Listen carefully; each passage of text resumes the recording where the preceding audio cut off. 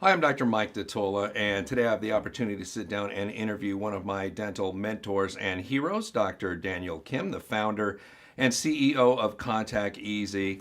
Daniel, thank you so much for spending a little time with me this morning. Thank you. The company Contact Easy was founded in 2006, and it's amazing just how focused the company is on solving problems in the interproximal space Yes. of dentistry in between teeth. And I love companies that are that laser focused that they just want to look at this one area and solve the problems that dentists have working in between teeth. But before we get to those questions and I ask you about some of those dental products, I just want to say that you strike me as a genius, kind of a mad genius.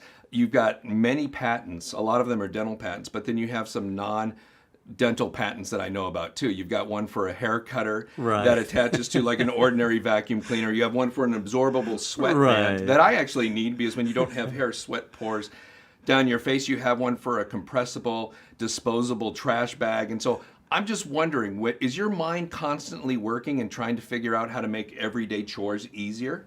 I don't know why, but the everyday life, whatever I see, I just clicked out there something. Oh, it could be better than this one if we do this way. Right.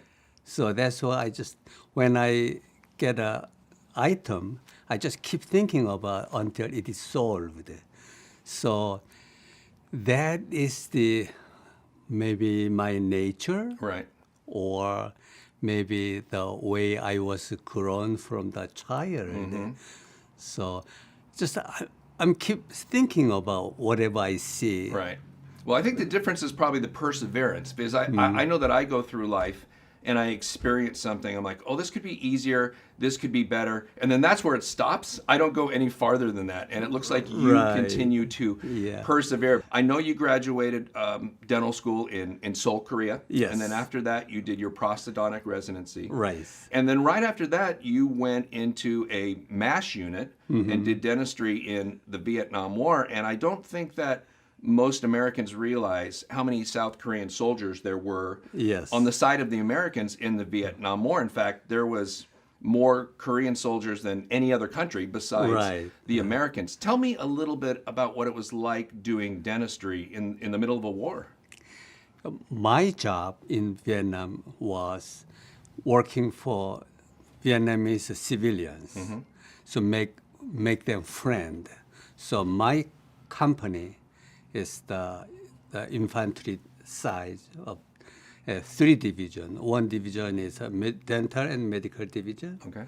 and another one is a construction division. Another one is security division. So my division is the dental medical division.